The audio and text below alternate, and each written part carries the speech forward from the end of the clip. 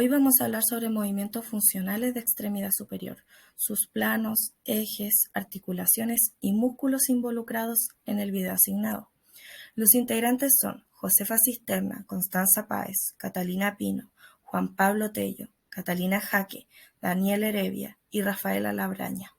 Aquí vamos a establecer planos y ejes del movimiento funcional del video ya mencionado. En el primer GIF podemos ver una flexión de codo en un plano sagital en un eje transverso. Y en el segundo video podemos distinguir una extensión de codo en el mismo plano sagital del mismo eje transverso, ya que el movimiento se realiza en la misma posición. Los planos y los ejes del movimiento funcional. En primer lugar, tenemos la flexión de hombro con extensión de codo, en un plano sagital con un eje transverso. Y también la extensión de codo con extensión de hombro, en un plano sagital con eje transverso. Músculos involucrados. Primero veremos flexión de codo. En la flexión de codo, al llevar las palmas a los hombros, el músculo agonista que más participa es el músculo del bíceps. El antagonista que menos participa será el músculo trapecio. En la extensión de codo, el músculo que tiene mayor incidencia en la producción de este movimiento es el músculo del tríceps, y el que se opone a esta acción es el bíceps.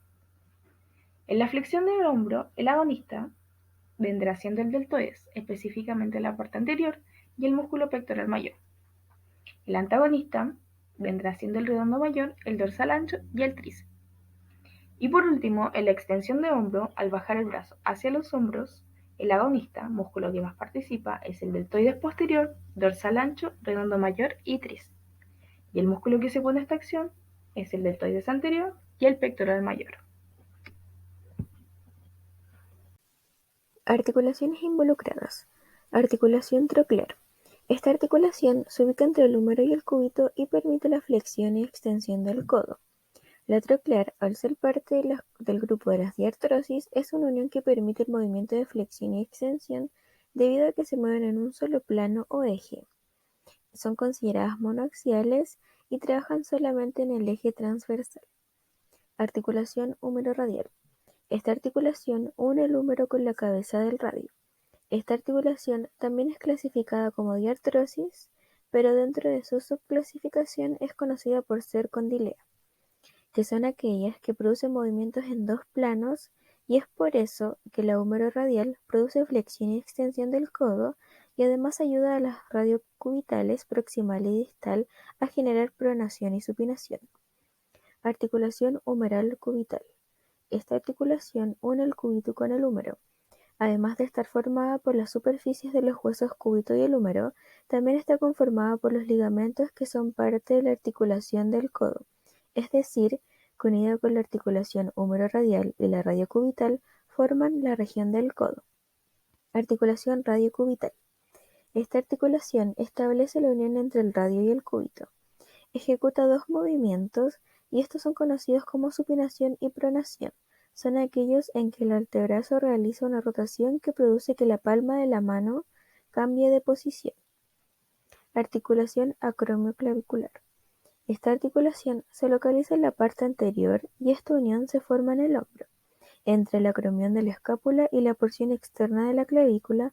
Al igual que las otras articulaciones del hombro, está conformada por una cápsula articular, ligamentos, líquido sinovial y tejido cartilaginoso.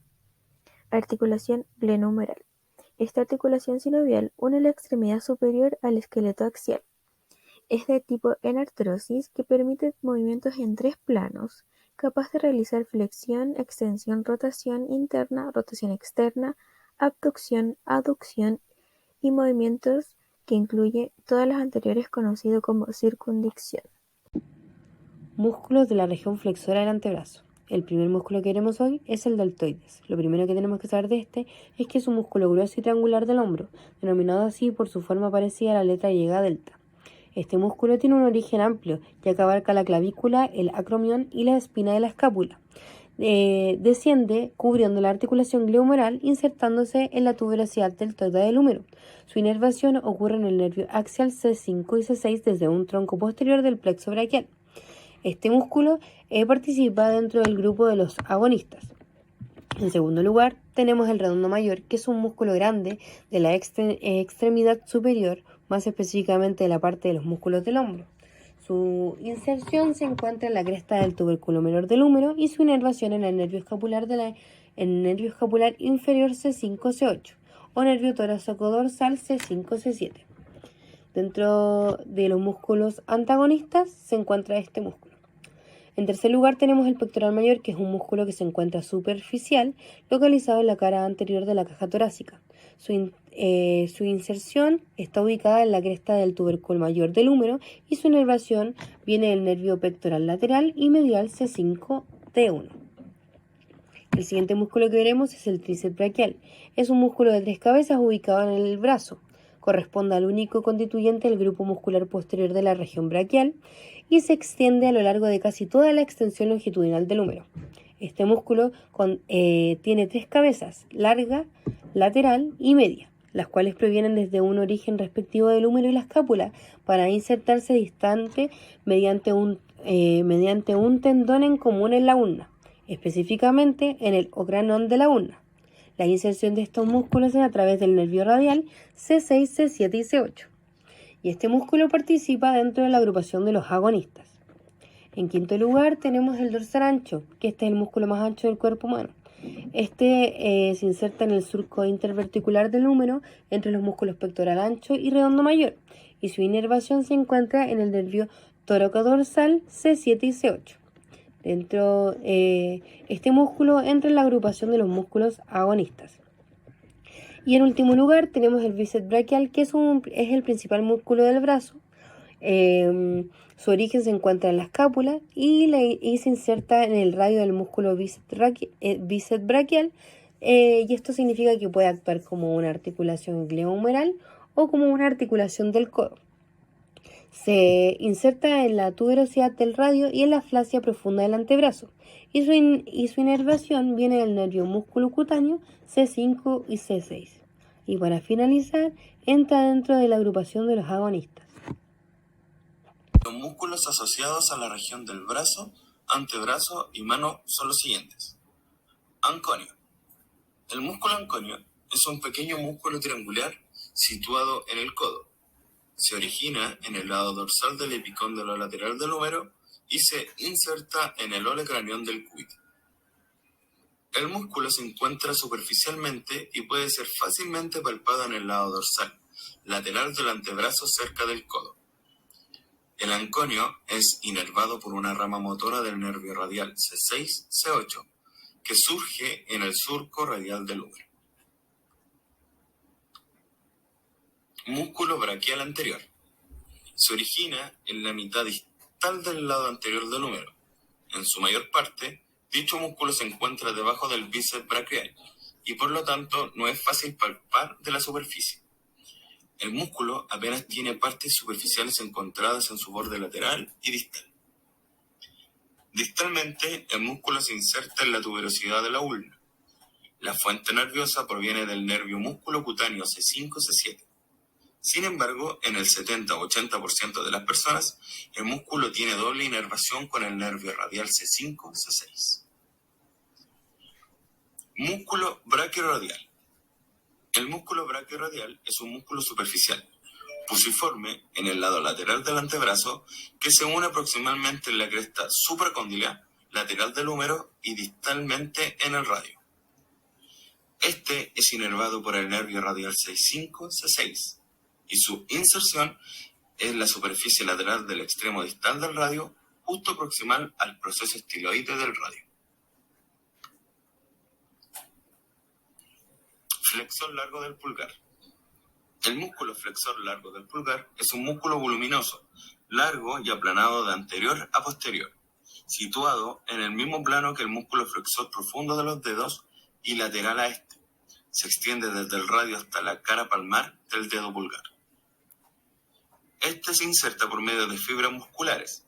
En la cara anterior del radio, la superficie de inserción abarca desde la tuberosidad del radio hasta el músculo pronador cuadrado, y en la cara lateral de la apófisis coronoides por medio de un fascículo delgado e inconstante unido a la cuerda oblicua. El músculo flexor del largo del pulgar es inervado por una rama interósea anterior C8-T1 del nervio mediano C5-T1. Músculo aductor del pulgar. El músculo aductor del pulgar es un gran músculo triangular anterior al plano de los interiosos que cruzan la palma. Su inserción está en la base de la falange proximal y campana extensora del pulgar y está inervado por la rama profunda del nervio cubital C8-T1. Supinador largo. El músculo supinador es un músculo ancho y cilíndrico en el antebrazo que normalmente se curva alrededor del tercio superior del radio. Su inserción parte media del antebrazo por un largo tendón que se fija en la base de la apófisis estiloides del radio y su inervación es del nervio radial C5-T1. En la primera imagen tenemos un músculo grande y grueso del brazo, que sería el bíceps braquial. En la segunda podemos ver un músculo de largo trayecto por encima del hombro, que sería el deltoides. En la tercera imagen nos encontramos con el músculo más grande, ancho y fuerte de todo el tronco, posterior al brazo, que sería el dorsal ancho. En la cuarta imagen hay un músculo ubicado en la región anterior e inferior del brazo, debajo del bíceps, que sería el braquial anterior. Nos encontramos en la quinta imagen con el redondo mayor, un músculo que se dirige en sentido superior y lateral. Y para finalizar, en la sexta imagen tenemos un músculo muy significativo, resistente y ancho, que se encuentra delante del pectoral menor, que sería el pectoral mayor.